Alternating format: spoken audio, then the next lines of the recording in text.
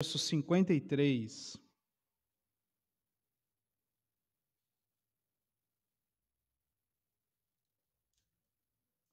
Evangelho de João, capítulo 7, do verso 37 ao verso 53, assim nos diz a palavra do nosso Deus.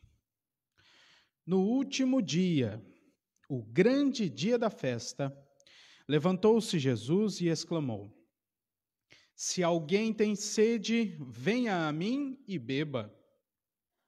Quem crer em mim, como diz a Escritura, do seu interior fluirão rios de água viva.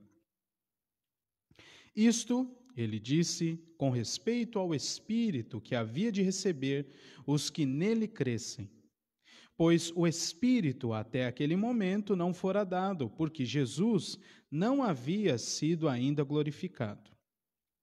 Então, os que dentre o povo tinham ouvido estas palavras diziam: Este é verdadeiramente o profeta.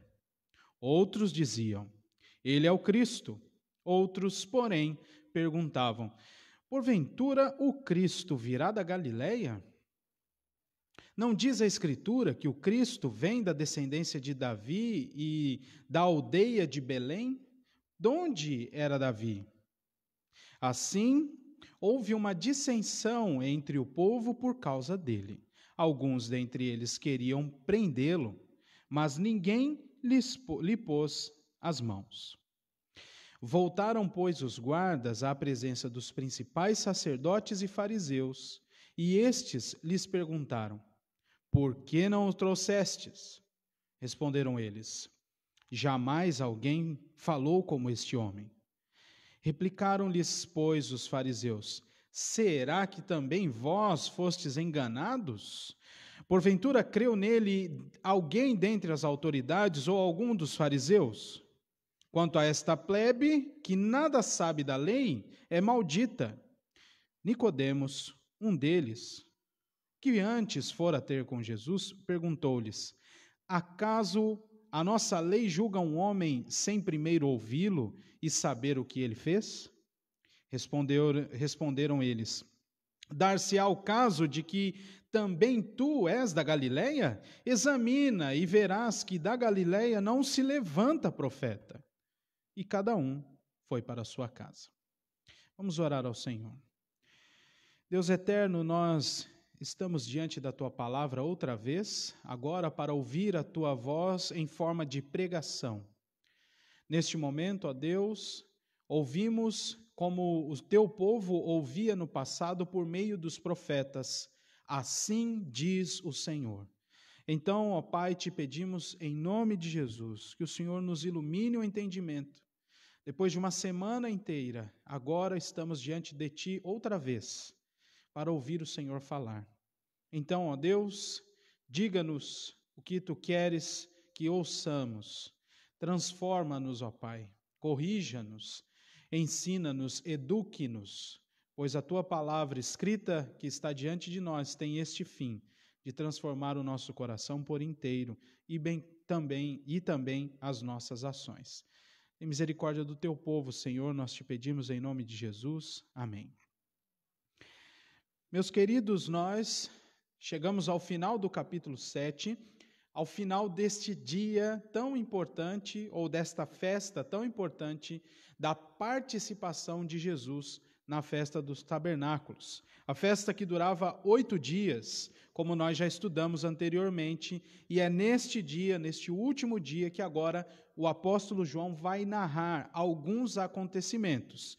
Já passamos por algumas explicações, já passamos por as palavras de Jesus, pelas palavras de Jesus acerca do seu ministério, da sua obra, do seu propósito inabalável e também a certeza de que ele era o Cristo.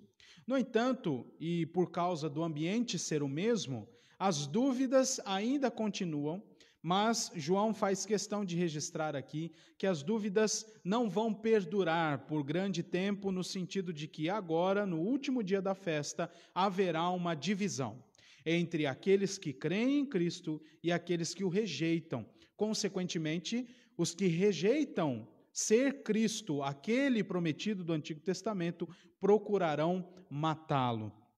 Vão tentar encerrar com sua vida, mas como já lemos na liturgia, já fomos preparados para que também se cumprisse as Escrituras, no tempo determinado, o Senhor Jesus entregará a sua própria vida. Eles vão conseguir tirar a vida do Senhor Jesus, mas não é agora, não é aqui no capítulo de número 7. O ambiente continua o mesmo. Desde o momento do início do capítulo 7, eu peço a você que volte à sua página da Bíblia para compreender aí o capítulo de número 7. E no primeiro momento nós vimos que seus irmãos, os irmãos de Jesus, dão a oportunidade, ou dão o conselho, melhor dizendo, para que ele saia de onde eles estão e vá até a Judéia, para que ele realize sinais lá. E aí Jesus diz assim, eu não vou para lá, eu não procuro a minha própria glória. E aí ele vai em oculto para Jerusalém. E não é que ele engana os seus irmãos, mas ele vai para Jerusalém, não para realizar sinais, mas para ensinar. Esta é a diferença do propósito de Jesus na sua estada com aquelas pessoas em Jerusalém, daquele conselho dado por seus irmãos, dizendo, vá para a Judéia e realize seus sinais e conquiste a glória para o seu nome, porque realmente você está fazendo umas coisas muito mirabolantes, em outras palavras, né? Na nossa versão atual aqui. E então o Senhor Jesus vai para Jerusalém e começa a ensinar com maior clareza que ele era o Cristo. Pegando ensinos do Antigo Testamento, conceitos tão claros para este povo daquela época, acerca da vinda do Messias e dizendo, sou eu cheguei, vocês estavam esperando, eu estou aqui.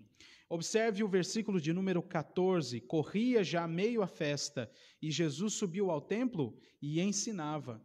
Não foi uma ida à festa dos tabernáculos oculta, ele foi em oculto, mas lá trabalhou publicamente, ensinando a palavra de Deus.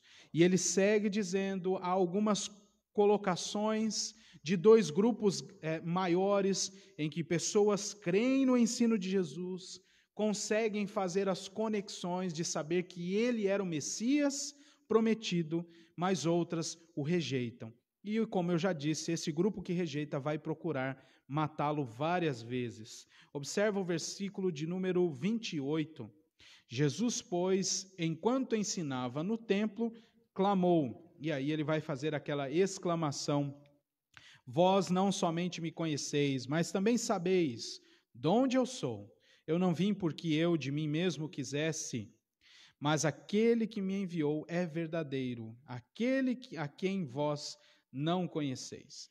E as pessoas estão atrás de Jesus para matá-lo. Observe o versículo de número 32, que faz conexão com o nosso texto, porque é aqui que os fariseus, ouvindo o ensino de Jesus, encaminham guardas para prendê-lo. E aí, no verso 45, é que nós temos o diálogo entre os fariseus, os sacerdotes, com esses guardas que foram enviados. Eles voltaram sem Jesus e eles perguntaram, cadê o homem? Né? Na minha versão aqui, revista e corrompida. Né? Cadê Jesus? Vocês foram buscá-lo? Onde ele está? E aí eles vão responder, ninguém jamais falou como ele, tem alguma coisa estranha.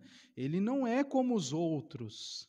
Né? E no domingo passado eu destaquei, todas as vezes que Jesus ia ao templo, muitas pessoas se maravilhavam nos seus ensinos pelo fato de que ele tinha autoridade e não ensinava como fariseus e escribas. É exatamente essa sensação que aqueles guardas têm. Eles ouvem Jesus, eles foram prender Jesus. Jesus fala com eles, mas ao chegar ali, eles ouvem o ensino e voltam sem Jesus. É a decisão deles. Não o prendem, o texto bíblico não nos diz se eles creram, mas a decisão deles é, nós não vamos levá-lo, porque ele é diferente. Deixa o homem por aí. E aí chegamos ao ponto do nosso texto, que é o último dia da grande festa, né? A festa dos tabernáculos, comemorada durante 8 dias, com 2 solenidades, descansos solenes, tanto no primeiro, no sétimo e no oitavo dia. Haviam várias requisições da lei, marcadas, por exemplo, no livro de Números, Números capítulo 29. Eu convido vocês a abrirem lá, marque João, por favor, e vá comigo em Números, capítulo de número 29.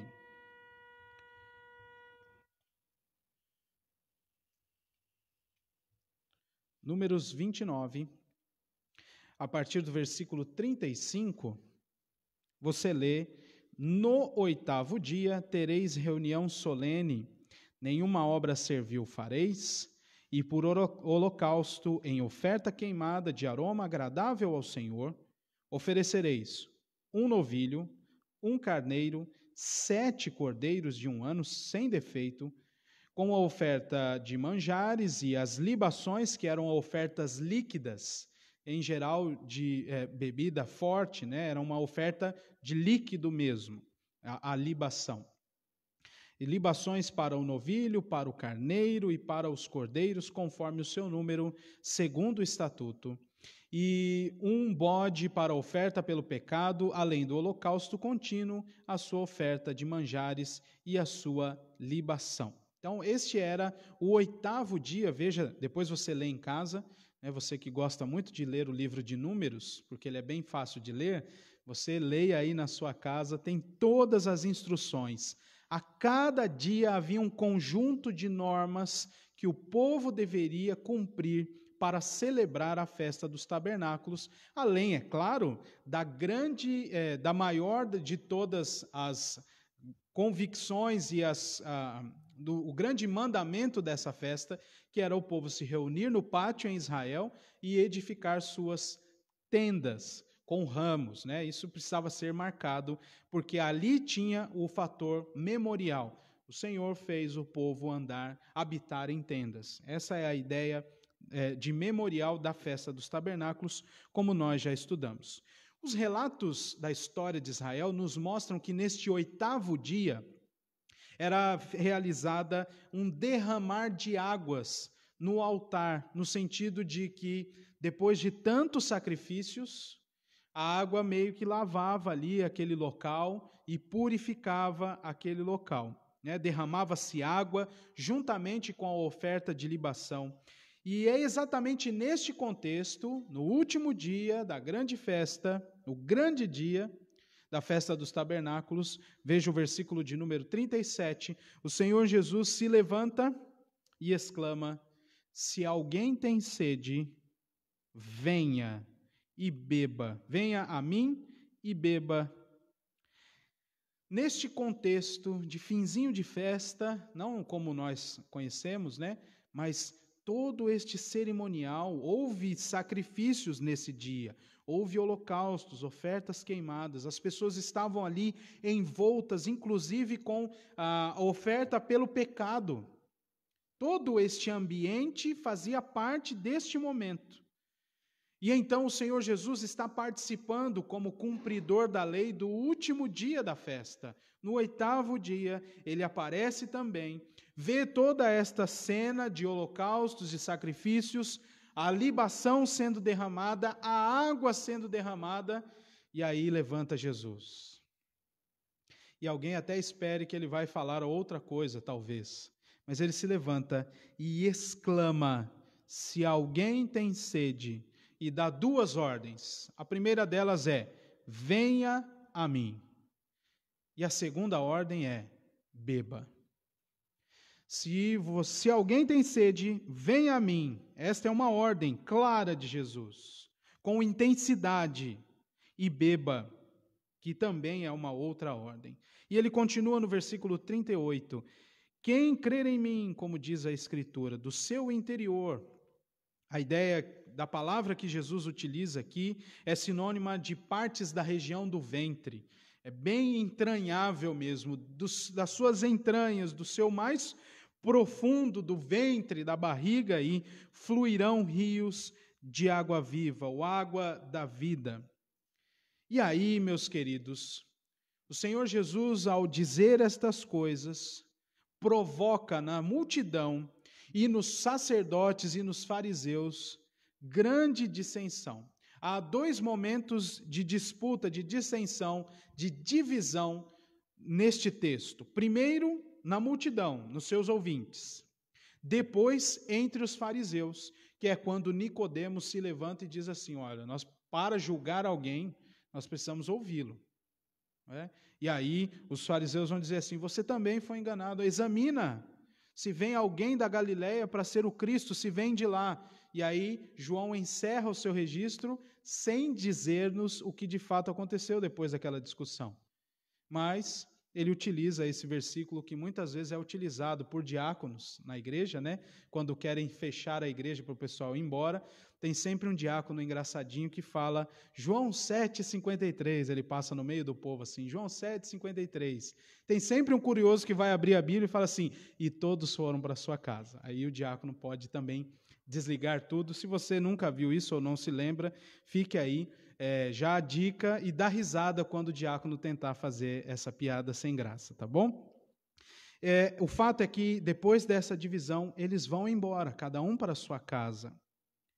Mas todas essas discussões que nós já lemos e que nós veremos agora, são provocadas por esta fala de Jesus. Se alguém tem sede, venha a mim e beba. Como diz as Escrituras, o Senhor Jesus coloca em seu discurso que esta vinda a Ele e esse saciar de sua sede nele, a sede de alguém em Cristo, é também um cumprimento das Escrituras. Veja o versículo 38 outra vez. Quem crer em mim, como diz a Escritura, do seu interior fluirão rios de água viva. João faz um comentário interessante no versículo 39. E lembrem-se, eu digo isso muitas vezes nessa nossa série. É um comentário posterior. João, quando registra o Evangelho, já passou-se o tempo em que Jesus ressuscitou. Então, alguns comentários que ele coloca já são de coisas que eles passaram depois da ressurreição de Jesus. E observe como ele vai usar coisas do futuro ainda para o contexto em que ele está registrando, mas que ele já sabe, ele já passou por aquilo, porque o seu registro é posterior. Lembrem-se disso, o registro de João é posterior aos eventos. E ele insere um comentário no versículo 39. Isto ele disse com respeito ao Espírito, que haviam de receber os que nele crescem. Pois o Espírito até aquele momento não fora dado porque Jesus não havia sido ainda glorificado. Então, João encerra este momento lembrando aqui algumas questões interessantes acerca do ministério de Cristo e do ministério do Espírito Santo como continuidade, como completude desta obra da redenção. Mais adiante falaremos mais sobre a ação do Espírito, a obra do Espírito. Mas eu gostaria de fazer algumas perguntas. A primeira delas é: quem é, segundo este verso 39, que recebe o Espírito? Muitos já foram ensinados e ainda são ensinados que há sim um fator determinante para que se receba o Espírito. Mas a palavra de Deus é clara em nos ensinar e nos dizer esta resposta à pergunta: quem é que recebe o Espírito? Segundo o verso 39 de João, que você acabou de ler, somente aqueles que creem em Jesus Cristo.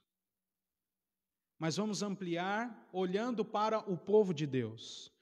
Logo, todo o povo de Deus que creu em Cristo Jesus recebeu o Espírito Santo.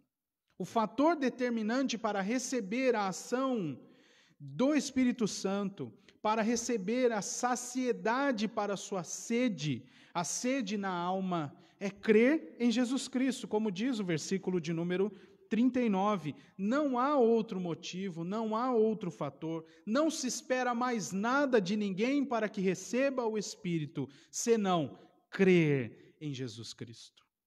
Veja só o que diz o próprio Cristo, no verso 38, quem crer em mim, do seu interior fluirão rios de água viva. E João, mata a charada aqui para a gente para dizer, ele disse isso por causa do Espírito. O Espírito é enviado. E ele diz, o Espírito que haviam de receber quem? Os que nele crescem. Somente aqueles que creem, ou todos os que creem em Jesus, recebem o Espírito, pois o Espírito até aquele momento não havia sido enviado. Ao nosso tempo já foi. Mais adiante falaremos disso. A relação entre água e Espírito é feita pelo próprio Deus já no Antigo Testamento. Eu queria que os irmãos fossem comigo em Isaías, capítulo 44, por favor.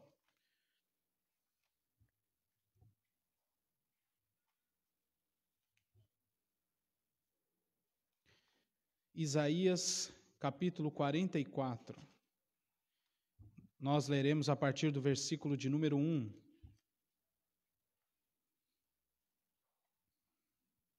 Leia atentamente esse texto.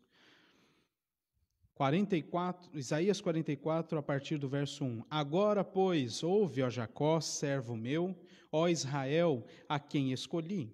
Assim diz o Senhor, que te criou e te formou desde o ventre, e que te ajuda. Não temas, ó Jacó, servo meu, ó amado a quem escolhi, porque derramarei água sobre o sedento e torrente sobre a terra seca. Agora o Senhor Deus vai fazer o paralelo entre água e espírito. Derramarei o meu espírito sobre a tua posteridade e a minha bênção sobre os teus descendentes, e brotarão como a erva, como salgueiros junto às correntes das águas. Um dirá, eu sou do Senhor. Outro se chamará do nome de Jacó. O outro ainda escreverá na própria mão, eu sou do Senhor, e por sobrenome tomará o nome de Israel. Agora, Isaías 55, versículo 1. Texto muito conhecido, já utilizei várias vezes em nossas liturgias aqui.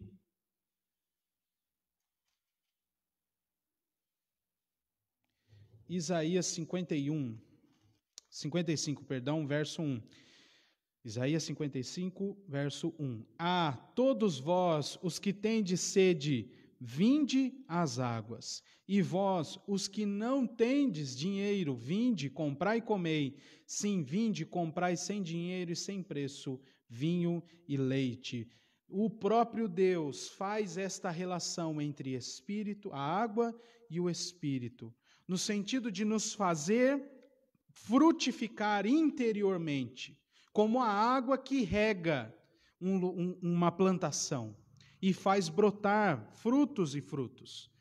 Mas também a relação da água com o Espírito tem a ver com a nossa purificação, de lavagem dos nossos pecados. E é interessante como todas essas relações são utilizadas por Cristo intencionalmente nesse dia, o grande dia, o último da festa dos tabernáculos, onde todos aqueles sacrifícios foram realizados, animais foram sacrificados em lugar do ofertante, e depois de tanto sangue derramado, de tanta carne queimada, a oferta de libação era derramada, a água era derramada também, e o Senhor Jesus diz assim, quem tem sede, venha a mim e beba. Quem crê em mim, do seu interior fluirão rios de água viva. O Espírito Santo é aquele que opera a transformação no coração do homem. As pessoas só creem em Cristo para serem salvas porque o Espírito as regenera. E foi assim comigo e com vocês. Precisa ser assim. Não tem outra alternativa. Só temos a condição de crer em Cristo Jesus, porque o Espírito Santo invadiu o nosso interior como rios de água fluente, água limpa, lavando todo o mal que há no nosso coração e nos fazendo ver o sol da justiça. Somente desta maneira, é somente pela ação do Espírito que abre os nossos olhos para contemplar a nossa miséria, ao mesmo tempo que nos apontam para Cristo Jesus, o nosso Senhor e o nosso Salvador. É pela operação do Espírito que os homens, antes sedentos por justiça, são saciados, pois recebem em seu coração a certeza de que já foram justificados de suas iniquidades, bem como têm em sua vida inundada pela presença constante do Redentor. Esta é a ideia de que todos precisam ir a Cristo, pois sem Cristo, todos estão nesta situação de sede na alma, de fome para a sua alma. É por isso que Jesus já ensinou que Ele é o pão vivo que desceu do céu. E agora Ele vem ensinar que a única maneira de se encontrar saciedade é por meio dele. Se alguém tem sede, venha a mim e beba. E não é apenas um pouquinho da água, como a mulher samaritana não estava entendendo. Ele disse a ela, olha, você vai receber muita água. E ela disse, você não tem nem com que tirar água desse pote, desse poço, vai me dar água ainda? Cristo tem esse poder de fazer com que o nosso interior seja inundado com águas que vão trazer vida, oxigênio e todas as propriedades de água. Eu não sou cientista aqui, não sou químico, mas se você é um pouquinho, eu já estudou, lembra das suas aulas na escola, todas as propriedades da água, os benefícios da água. Essa é uma ilustração que o próprio Cristo usa. Lembre-se, se a água é boa para tantas coisas, pense como isso é aplicado ilustrativamente pelo Senhor, com a operação dele em nós. E utilizando-se da própria aplicação que João faz, da ação do Espírito Santo em nós. Meus irmãos, Cristo é o único caminho para o Pai e para o Espírito. E é neste momento, o verso de número 39 aqui de João 7, ele é aplicado, ele é um resumo daquilo que o próprio Jesus vai ensinar a João e aos outros discípulos. É por isso que esse verso 39 é um registro posterior. Porque, se os irmãos se lembram, é no capítulo 14, quando Jesus está dizendo lá, não se turbe o vosso coração. E aí mais adiante ele vai dizer assim, eu vou para o Pai, mas não vou deixar vocês órfãos. Enviarei o Consolador. E ele vos ensinará a guardar todas as coisas que eu vos tenho dito. Mais adiante, no capítulo de número 16, outra vez o Senhor Jesus vai mencionar a ação do Consolador. E aqui, no capítulo 16, a partir do verso 7, Jesus é ainda mais enfático em dizer assim, eu tenho que subir, eu tenho que voltar para o Pai, porque se eu não for, o Consolador não será enviado a vós outros. Cristo, portanto, ele diz, eu sou o caminho, a verdade e a vida. Ninguém vai ao Pai se não for por mim, e ninguém recebe o Espírito se não for por ele também. Cristo é central para a nossa vida. Cristo é central para qualquer pessoa. Há muitos que estão perdidos por aí, porque precisam de Cristo. Sua fome por justiça, sua fome na alma, sua sede na alma, só serão saciados pelo pão da vida, por aquele que faz jorrar água viva, rios de água viva de dentro do nosso interior. Não há outra maneira. Não há como você se relacionar com o Espírito Santo de Deus, achando que pelo fato de invocá-lo ele vai aparecer, algum sinal vai acontecer, se não for por meio de Cristo, não acontecerá nada. É o próprio Cristo quem diz, quem crê em mim, como diz a Escritura, do seu interior fluirão rios de água viva. É um ensino sério, é um ensino duro para aqueles que rejeitaram Cristo. E é exatamente algumas coisas que vão acontecer com essas pessoas. Cristo, neste momento, faz o anúncio da graça. Quem tem sede, venha e beba da água. Mas aí tem uma reação da multidão entre o verso 40 e o verso 44. E você lê comigo, que os que dentre o povo tinham ouvido as palavras de Jesus começaram a reagir àquelas palavras. E uma parte das pessoas disse: ele realmente é um profeta. Ele, assim, pelo menos certo ele está. Ele é um profeta. Outros diziam: ele é o Cristo. Vamos nos lembrar da explicação sobre Cristo, que nós já tivemos passando aqui pelo capítulo de número 7. Cristo, na mente daquelas pessoas e de muitos judeus ainda, é aquele, o libertador da nação de Israel, que se assentará em Jerusalém no trono de Davi. Mas é o que Deus disse sobre Cristo, lá no Antigo Testamento. E o que muitos não conseguiram pela ação do Espírito, ou sem a ação do Espírito, é fazer a conexão de que Cristo é este libertador, este Rei da Glória, que não precisa se assentar em Jerusalém porque o seu reino será sem fim, será de todas as nações, né? Então, outros diziam, ele é o Cristo, e outros diziam, não, não é ele, porque o Cristo não vem da Galileia. A Bíblia diz, as Escrituras, verso 42, as Escrituras dizem que o Cristo vem da descendência de Davi e da aldeia de Belém. Aí esse pessoal é mais perdido mesmo, né? Que além de dizer assim, não, não é ele, aí eles falam, não, é de Belém e é da descendência de Davi. Aí eles perguntam, de onde era mesmo Davi? O pessoal está mais perdido aqui. E o verso 43 é bastante interessante. Observe. Houve uma dissensão entre o povo por causa de Jesus. E ele já tinha dito que isso iria acontecer porque ele veio trazer espada e não paz. Mas ninguém lhe pôs as mãos. Muitas vezes, ao ler o texto, meus irmãos, nós deixamos passar a intensidade do contexto em que as palavras foram escritas.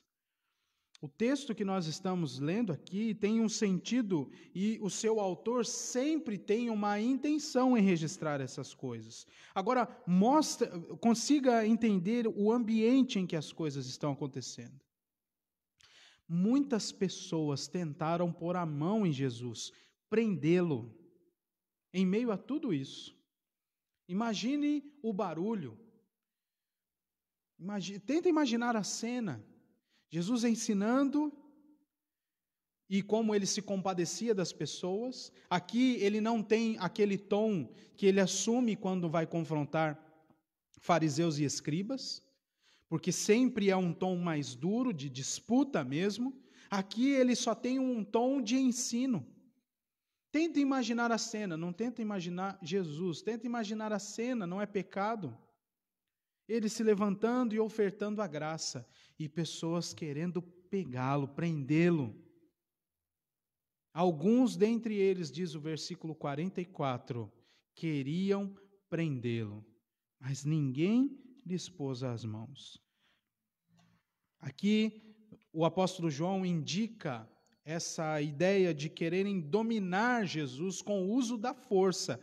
É a palavra que ele utiliza aqui, prender, levar alguém como capturado, sob custódia. O Cristo veio, mas seus corações estavam endurecidos e seus olhos cegos demais para ver o Rei da Glória que estava diante deles. É por isso que lá atrás foi dito no próprio Evangelho de João, logo no início, ele veio para os seus, e os seus não receberam. Mas a todos quantos o receberam, deu-lhes o poder de serem feitos filhos de Deus. Estes são o que tem em si estes rios de água viva a jorrar. E há uma segunda reação e uma segunda dissensão por causa dessas palavras de Jesus acerca do seu ensino. E observe aí, do verso 45 ao 53, agora entre as autoridades. E é um diálogo mais dinâmico, começando aí do verso 45, que os guardas voltam e voltam sem Jesus. E os fariseus disseram assim, cadê ele? E aí eles respondem no verso 46, jamais alguém falou como ele. Alguma coisa é diferente nesse homem. Jamais alguém falou como ele. E aí os fariseus já estavam sem paciência nenhuma, né? E dizem, vocês também foram enganados. Será que vocês também foram enganados? creu nele alguma dentre as autoridades, e aqui eu gostaria de fazer uma aplicação rápida, porque em todo tempo, essa questão de autoridade, em todas as eras, essa questão de autoridade é muito enfática. E muitas pessoas se submetem a autoridades que não são legítimas. Não estou falando de política agora, não estou falando de governo eclesiástico, não estou falando disso. Eu estou falando de conceito de autoridade. Seguimos alguém porque achamos que aquela pessoa é a autoridade máxima naquele assunto. E não procuram saber o que é. Eu sei que vai resvalar o nosso tempo, mas o meu objetivo não é falar do nosso tempo, tá bom?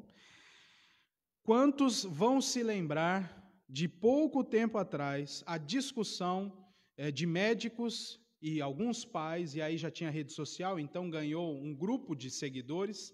A questão era, dá vacina ou não dá vacina na criança? Ainda tem essa discussão, mas saiu um pouquinho de foco.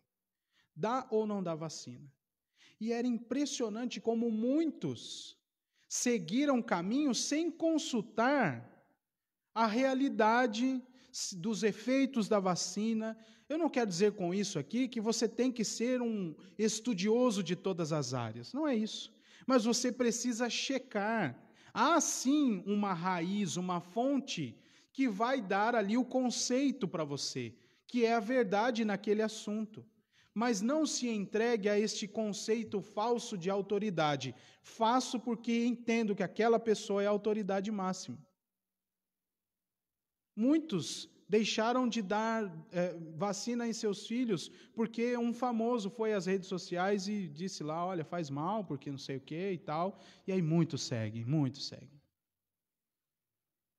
E é exatamente esse espírito que já está desde sempre na humanidade, que pode ser visto aqui entre os fariseus. A raiva deles é dizer assim, vocês foram enganados, alguém de nós creu nele. Por que vocês vão crer? Quando a resposta deveria ser, vocês ouviram as Escrituras? Confirma o ensino das Escrituras com o ensino deste homem? As características do ungido prometido nas Escrituras são vistas neste homem? Aí sim nós temos a resposta. Mas não dizer, nenhum de nós aqui creu. Por que vocês vão crer? Vocês foram enganados. E aí, por fim, cada um vai para a sua casa, mas tem uma intervenção de Nicodemos. Interessante a figura de Nicodemos aqui, que um pouco que desfaz aquela intensidade. E ele diz assim, acaso a nossa lei, no verso 50, julga um homem sem primeiro ouvi-lo? Vamos ouvi-lo primeiro, depois a gente toma a decisão. Nicodemos já tinha se encontrado com o Senhor. João não diz aqui se Nicodemos creu, mas aquele diálogo mudou alguma coisa na percepção. Vou tomar todo o cuidado aqui para não falar no coração. Na percepção de Nicodemos. Ele ouviu o Senhor Jesus falar. Ele era um dos principais. Foi no escuro ali falar com Jesus. Ele queria que os outros ouvissem. Porque foi bom ouvir Jesus. Ele sabia do que estava dizendo. Versículo de número 53. Cada um foi para a sua casa. A mensagem de Jesus, meus irmãos, a oferta da graça, que isso fique muito claro diante de nós, causará reação nas pessoas. Uns crerão e outros não. Mas quem é que vai fazer essa separação? É o próprio Deus por meio da ação do Espírito Santo. Os resultados não são nossos. A tarefa de anunciar o Cristo prometido é nossa. Nós precisamos anunciar. Nós precisamos anunciar que tem uma fonte que vai dessedentar as pessoas, que é o próprio Cristo, e por meio de Cristo o Espírito Santo. Mas quem vai operar a transformação é o Espírito.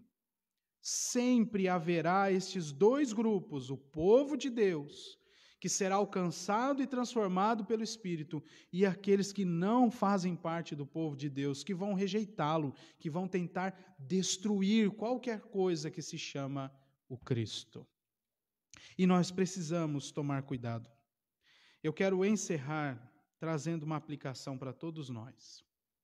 O ensino central desse texto está nas palavras de Jesus.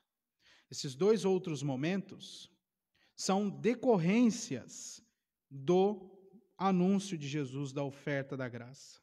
As evidências do próprio texto nos mostram isso. Os diálogos da multidão são referentes ao que ele disse. Os diálogos entre os fariseus, os sacerdotes e os guardas são referentes às suas palavras. É muito claro no texto.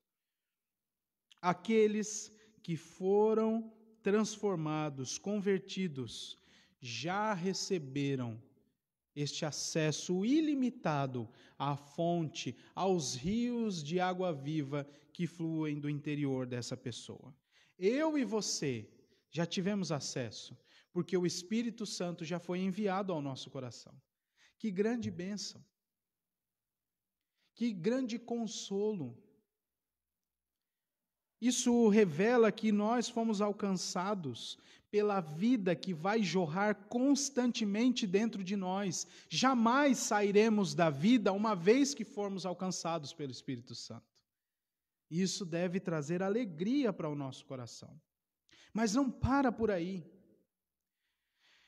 Se estamos sedentos em meio às dificuldades do nosso viver, se precisamos de novo de restauração em lugares do nosso coração que já estão áridos, por causa das dificuldades da vida, por causa de tribulações, por causa dos nossos pecados, muitas vezes, todos nós precisamos nos lembrar que em nós habita o Espírito Santo, que faz com que do nosso interior fluam rios de água viva constantemente. E eu e você somos, então, consolados pelo fato de que, por mais que passemos pelas dificuldades, ou que os nossos pecados tornem áreas da nossa vida áridas, temos a fonte para recorrer, para a transformação da nossa vida, para que o nosso interior volte a ser florido de novo, para que tenhamos de novo esse gosto, sentir o cheiro das águas correndo fartamente dentro de nós, e onde havia terra seca, corra um manancial de bênçãos, como nós lemos no salmo inicial do nosso texto, da nossa liturgia. Está disponível a todo crente. Então, se você está cansado, lembre-se que em você habita o Espírito Santo e que este Espírito Santo te fez ir a Jesus e beber da água. E fez você e continua a fazer você desfrutar destes rios de água viva fluindo dentro de você. Ouçamos, portanto, a voz de Cristo a nos dizer: se alguém tem sede, venha a mim e beba. Busquemos ao Senhor. É somente o Senhor que nos sacia. A promessa é dele, então busquemos o Senhor, ouçamos o Senhor nos dizer e corramos fartos, lembrando de que são bem-aventurados aqueles que têm sede. Sede de justiça, sim, e tantas outras vezes, sede por causa das próprias injustiças, que são transformadas pela operação de Cristo e pelo selo do Espírito Santo em nosso coração. Quero encerrar lendo 2 textos com os irmãos em Apocalipse. Porque, da mesma maneira que a história do cristão começa com o acesso a essa fonte de vida eterna, assim também será em sua vida, quando nós estivermos em novos céus e nova terra. Apocalipse capítulo 7, do verso 13 ao verso 17.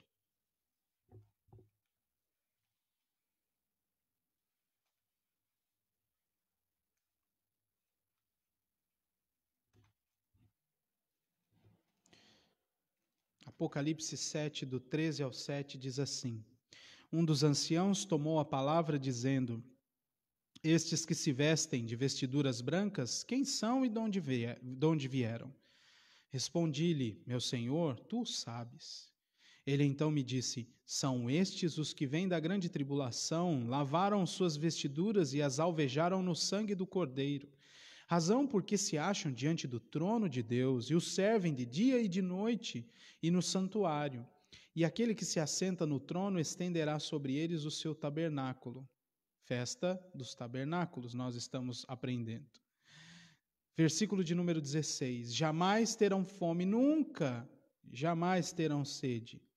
Não cairá sobre eles o sol, nem o ardor algum, pois o Cordeiro que se encontra no meio do trono os apacentará e os guiará para as fontes da água da vida. E Deus lhes enxugará dos olhos toda lágrima. Por fim, Apocalipse 22, verso 17.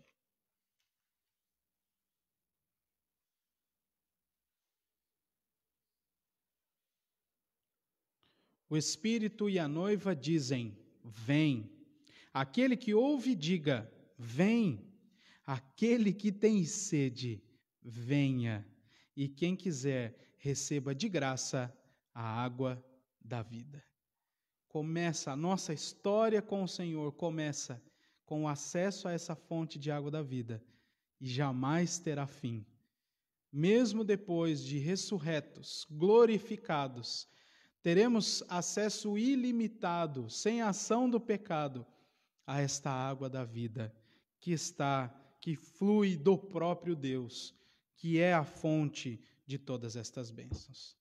Se você está com sede, vá ao Senhor, e Ele saciará a sede da sua alma e transformará aquela questão no seu coração, aquela região do coração que está árida, em um grande manancial, em um grande jardim florido, ou usando a figura do Salmo 23, como uma árvore frutífera plantada junto à corrente das águas, que no devido tempo dará o seu fruto.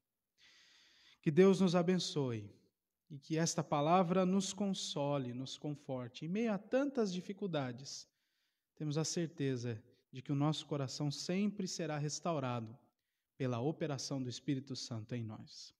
Vamos nos colocar em pé, orar e encerrar o culto desta noite.